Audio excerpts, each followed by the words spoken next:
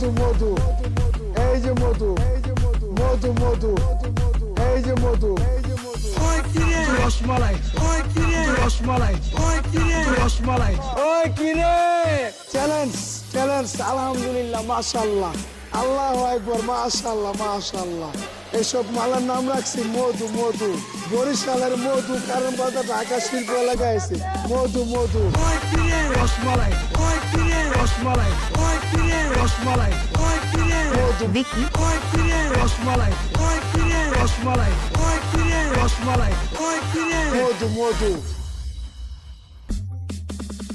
মধু মধু এই যে মধু মধু মধু এই যে মধু রসমালাই মধু মধু এই যে মধু মধু মধু এই যে মধু রসমালাই বরিশালের মধু কারণ বাজার ঢাকা শিল্প এলাকায় আছে মধু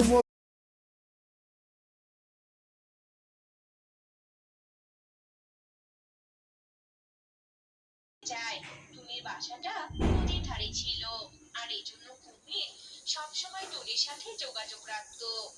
একটু দাদা এত মাছ এইসব মাছ তুমি কেন নিয়ে এসেছো গো? আর মাছ দিয়ে কি হবে? আসলে বোন তুমি তো এখন ডিমে তা দিবে তেমন ভাবে তো আসবে। সত্যি কুমির দাদা তুমি শুধু আমার বন্ধু নাও তুমি আমার বড় দাদা বটে। দাদারাই তো বোনেদের এভাবেই যত্ন নেয়।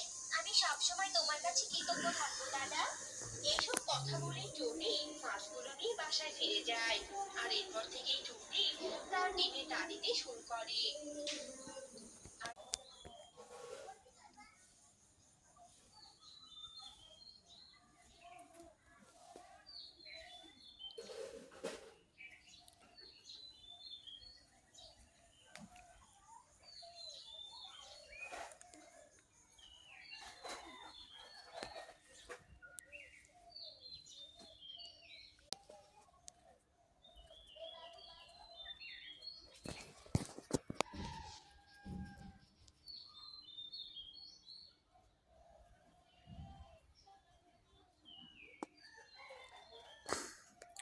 হ্যালো, আসসালামু আলাইকুম আরহামতুল্লাহ। সবাই কেমন আছেন? আশা করি ভালো আছেন।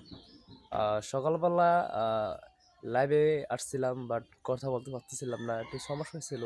তো আমি আপনাদেরকে একটা শর্ট ভিডিও দিয়েছিলাম, যে বলছিলাম যে 2টা বাজে ব্লগ ভিডিও দিব, লাইভে কিছু কথা বলবো। তো আমি আরও ব্যস্ত হয়ে গেছিলাম, কথা বলতে পারতেছিলাম না আর। এখন 4টা হয়ে বাজে 18। তো নামাজের টাইম আসার নামাজের টাইম হয়ে গেছে আবার কিছুক্ষণ পরে, মানে 5টা বাজে করছে। তো এখন আর আজকে হবে না লাইভ।